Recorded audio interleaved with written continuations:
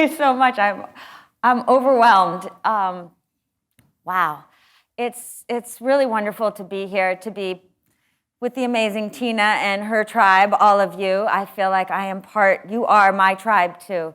And it's particularly exciting, and we should all be supporting her on this generosity economy. She's right. But it's also so exciting because I was asked to talk about change. And when you think about who makes the change, it really is the creatives. It's all of you. It's the ones of you who start with the imagination of thinking about others and then building solutions from their perspectives. And that's really what I want to talk about today, that if we want to create change, we need to start with creativity and we need to have courage. Two things that sometimes don't seem as abundant as they need to be right now.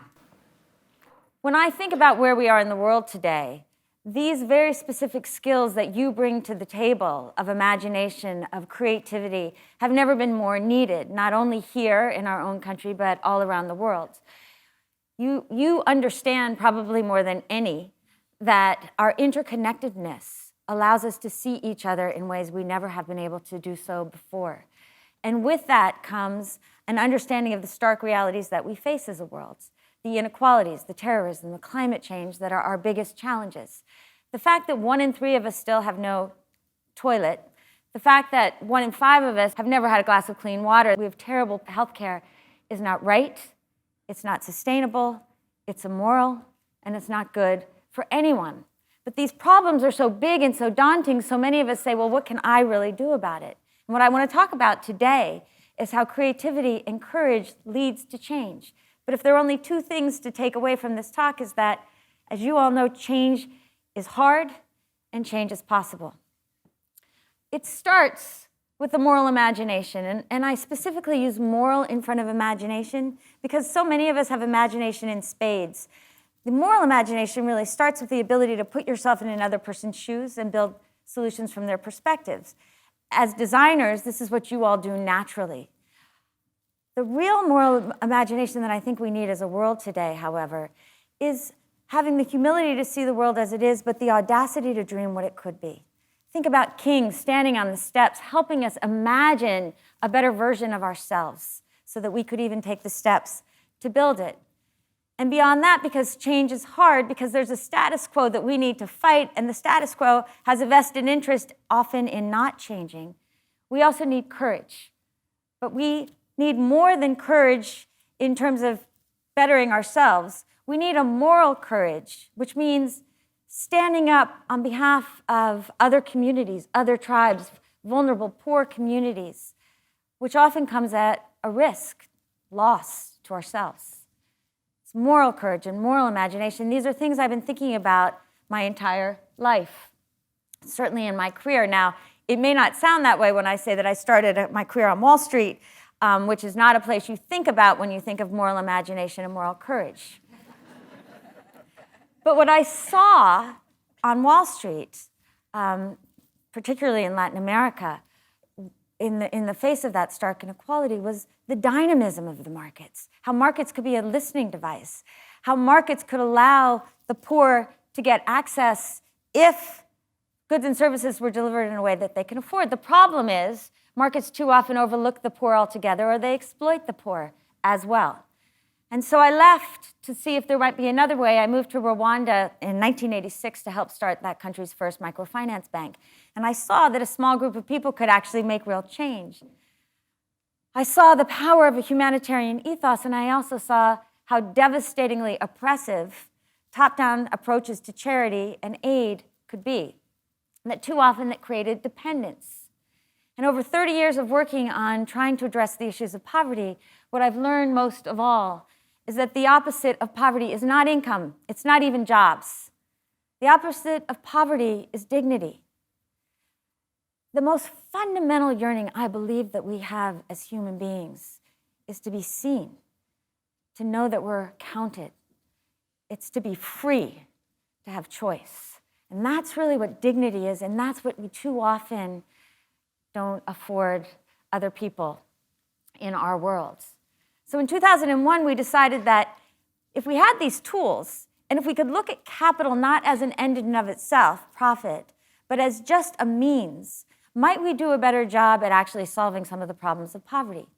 So we thought about what's the most risk-oriented capital, or presumably, that we have: philanthropy. And rather than give it away and see the poor as passive recipients of charity, what if we invested in the creatives, those entrepreneurs who dared to go where markets had failed the poor and aid had fallen short as well? And what if we gave them time to do what you all do so well, which is to iterate, to fail, to try to understand what it means for a poor individual to actually become a customer? What would it take? How long would that take us? Could we do that?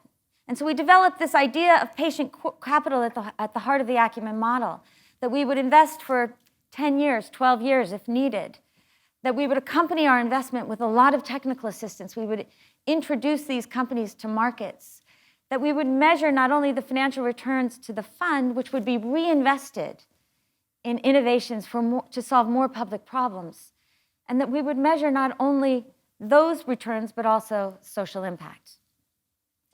We decided to focus on the hardest industries. I didn't understand when we started just what that meant in terms of corruption, in terms of the status quo, in terms of the poor that often didn't want to change themselves. Healthcare, energy, education, agriculture.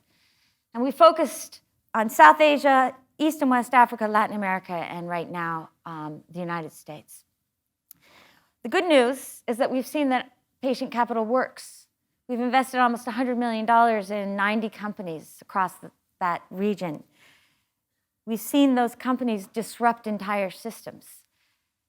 Almost 200 million people now have access to goods and services. But it's not a model that is still easy to understand, because it breaks the idea on the left, that it's all about human decency. It's the government's job to bring these basic services. And it breaks the idea on the right that the government's broken and it should be the markets alone that will decide whether the poor have access or not. It's in that middle ground that says we need to integrate if we're going to create the kind of change that we want to see. I'll just give you a couple of examples before I get to maternal health. Last week I was in India and Pakistan, and in India we initially invested 10 years ago, and you're going to hear this word over and over, this number, 10 years, because I think that's how long it takes. When you look prospectively, 10 years sounds like a long time, but when you look into the past, retrospectively, 10 years feels like that if you're disrupting an entire system. 10 years ago, we invested in a rather crazy, intrepid entrepreneur who wanted to bust the broken multi-billion-dollar ambulance system in India. He had all of 9 ambulances. Today, that company will have this year 3,000 ambulances, 9,000 employees, and is serving 300 million people across in India. Not only has it created a model that is serving people on a daily basis, but it is a model now for the world. That's the potential.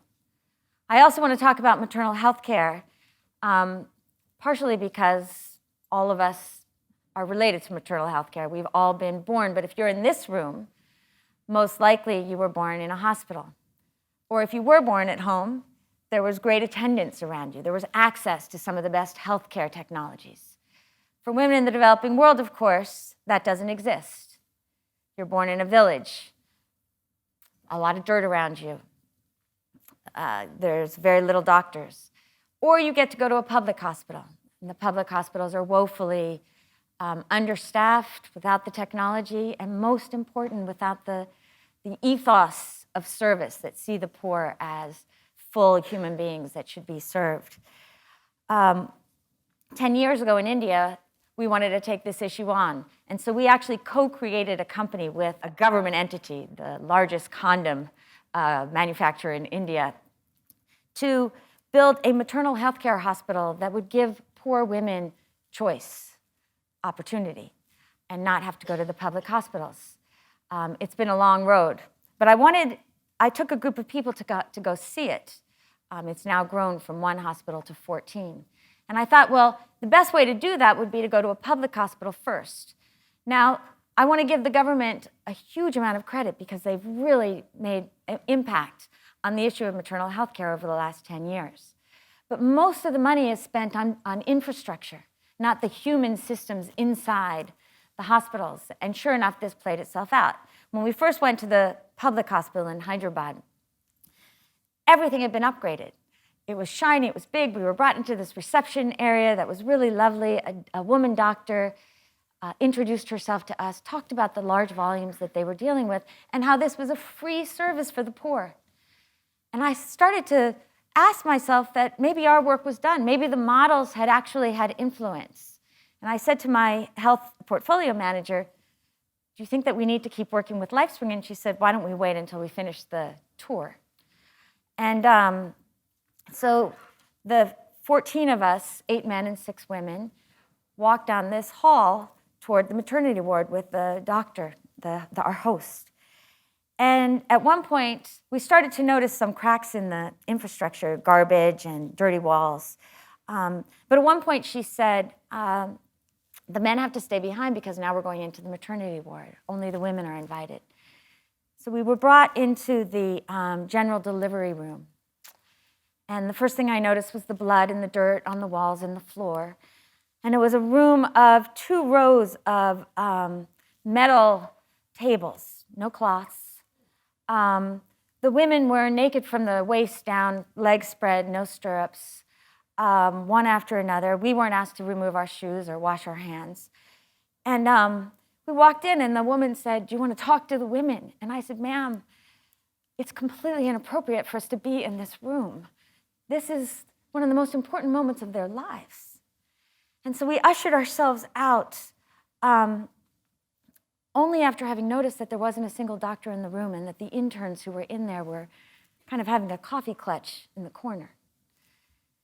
So she took us to the next room, which was the happy room where the babies had been born, and they were sitting with their mothers and their mothers-in-laws and their grandmothers.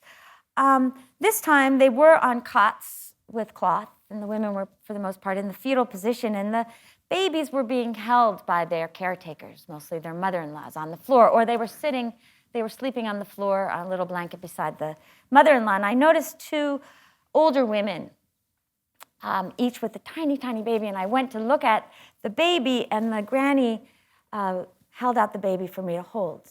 And I went to hold the baby, and this cotton cloth fell off her. And I noticed a bloodied cardboard tag attached to her umbilical cord that said 1.8 kilos. And I said, this baby is under 4 pounds. Surely it should be in an incubator or at least swaddled or held against the warmth of their body.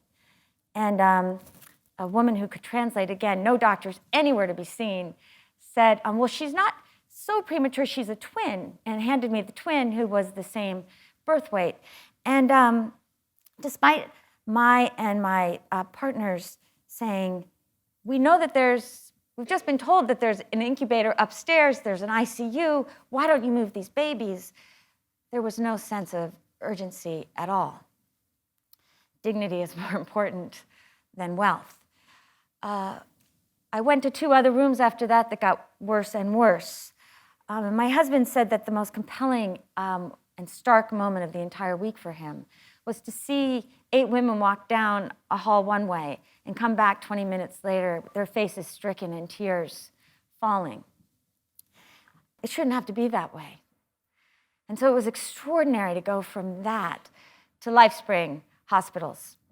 The comment that made the biggest impact on me was when I asked the woman why everything was so dirty, why they weren't cleaning, and the young intern, in fairness, said to me, well, madam, this hospital is for the poor peoples. And I thought that said it all. So we went from there to see LifeSpring hospitals. And the hospital that we visited is in a community of garbage pickers, so very low income.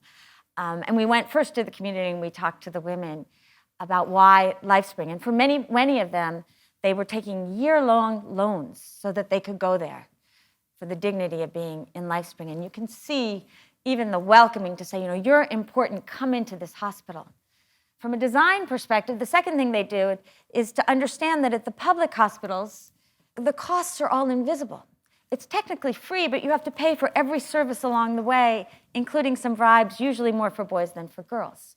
But at LifeSpring, when you walk in, all the prices of every different service is listed right there for you, so you know exactly what's happening. That's really important when you don't have a lot of resources. Second, unlike the general ward that we had been in, there's a real focus on privacy, on beauty. Third, one of the things that we've learned over the last 10 years, and where we made a mistake at the beginning, is that the customer is not the woman having the baby. She's the client that you need to care for as well as the baby, but the customer who makes all the decisions is the mother-in-law. So we had to care about the mother-in-law's experience and not just the mother's. And one of the things that's really important to them, understandably, because they are going to accompany their daughters and daughters-in-laws, is that they had a place to sit, or in some cases, sleep. And so we had to build for them as well. And finally, the hardest part was creating a group of employees that actually saw the women as full human beings, as customers who could make suggestions, who were important, who deserved their care. And today, as I said, we've watched that system move from a single hospital to 14. But that didn't happen only with moral imagination. It also took a lot of courage. Because at the beginning, in all of our enthusiasm, we made the classic mistake that many entrepreneurs made. We saw something good, and we tried to grow it really fast before we fully understood unit profitability. That's really easy to understand in a sector like maternal health care, where nobody knows the costs of anything in the big government infrastructure. So we ultimately grew to nine hospitals very quickly, and then realized that we had to close down 3, or we might lose the whole thing. Now, given the situation I just described to you, closing down 3 maternal health hospitals for the very poor is not a fun decision to have to make. But we had to think big in the long term, and we ultimately made that decision. Today, as I said, we've got 14 hospitals. We're bringing in a really great investor and look to increase this to 25 over the next 3 years. But going back to this patient capital model, nobody would have invested in this system in a classic financial way when we started. We needed the philanthropic patient capital to do so. Our money is still whole. But more important, if you think about how the $1.6 million could have been spent if we just used it philanthropically. Now, it's a hard either or to give to you because in many ways, no LifeSpring existed. We've determined that the price that's appropriate for women and that covers our costs is $100 for a normal delivery. If you use that $1.6 million to pay for women to have normal deliveries, we'd get about 16,000 babies born normally and healthily. Already, LifeSpring has delivered 50,000 babies, and we have a profitable entity, and they are just getting started. That's the opportunity that we have if we use this combination of moral imagination, moral courage, and patient capital. I want to give you one other example in energy, which is very different, as a whole different set of considerations. But as I said before, we've got a situation in the world where 1.5 billion people lack access to clean energy, and most are consigned to dirty, expensive, highly polluting kerosene, which is really big business. And I want to start with this moment in my own life after having invested in a company named D-Light, when we weren't quite sure previously whether D-Light was really going to make it. It took 5 or 7 years of experimenting. And I was in a little hut in rural Kenya with a woman named Teresia, this granny. I had brought the regional director, who was new to Africa, a big Australian named David Small with this shock of white hair, to go and see some of the customers, which is something that D-Light does really well. It's a design company that starts with the customers. We went into Teresia's hut, and it was a classic hut with a door and one window. And we talked to her about this light that she had purchased, this solar light. And I asked her to talk about what she liked about the light. And she looked at Mr. Small, and she said that before having solar light, when the sun went down at 6 o'clock, it was really dark. It could be scary. She couldn't find anything. She was always worried that the kerosene that she used might catch on fire and hurt her grandchild. But that now, life is really good. And I was expecting an answer like that. And then I said to her, how would you suggest to him that he improve the light? And I saw this woman put her hand on her shoulder and proceed to give him 4 different recommendations for how D-Light could do a better job. And that was the moment that I realized why I had started Acumen. Because she was not pandering, nor was she begging for his help. And he was not standing there with the arrogance of certainty that is so familiar to me, nor this false sense of benevolence. He was trying to earn her trust as a customer. They were speaking to each other as equals. And in that interaction, they had the potential for not only each other's transformation, but their individual transformation. And it is in the seed of that mutual interaction that we can find our own dignity, and that we can understand how we will not have dignity as a human race until every single one of us has dignity. We were in that room because 5 or 7 years earlier, the guy on your left, Sam Goldman, had awakened to his own moral imagination when 5 years after living in a village in Benin as a Peace Corps volunteer, it suddenly dawned on him that he just expected African villages to be dark at night. But his neighbor's kerosene lantern fell over and burned down the house and nearly killed their only child. And that was the moment that Sam said, wait a minute, I want to make my life about the eradication of kerosene. Now that's a big goal, but the guy started small, something Seth Godin talks about. He started with this solar torch and a partner, Ned Tozin. At the time, we invested at the prototype. We had no idea really what the market would bear. We had no idea just how hard the status quo would be, because it wasn't only the solar, which was very expensive at the time, $4 a watt. It was the fact that the poor didn't trust solar. Anything that they'd seen was pretty poor quality. And they had no mechanism to pay for it. At least with kerosene, you could pay a little bit of money every single day. So that even if you thought logically that you could convince people that the cost of solar at the end of the month was as inexpensive or less than kerosene, it didn't matter. They didn't have that cash in their pocket. But what happened over time of experimentation, of using the market as a listening device, is D-Light not only got to understand one product, but realized that once it sold people a product, they started moving up an energy ladder. They started demanding new products, home systems, fans, and DC appliances, televisions. And so they started to build a suite of products. And at the same time, the world around them changed. Other creatives learned from the work that they were doing. The price of solar fell. Mobile banking, which allowed people for the first time to spend money on a daily basis for that same solar, all started to happen. So that today, D-Light has brought clean, affordable solar energy to 58 million people. It's a profitable company. It's just getting started. And we have been on a journey with D-Light ever since. We have then been able to invest in other companies like D-Light that are focused on products and household systems and mini-grids and microgrids. And now we can use our moral imagination to take our audacious dream into the world, because we've learned enough about the customers and the technologies and the systems and the governments to realize that the world may be missing one of the biggest opportunities that it has. And that is to electrify Africa, not just by extending a grid that is expensive, that is many times dirty, and that most likely will not reach the poor, at least not anytime soon. That instead, we have a chance, as we did with cell phones, to leapfrog the electric grid altogether and begin to imagine an off-grid solar world that is cheaper, more effective, and more efficient as a means of bringing energy to the poor.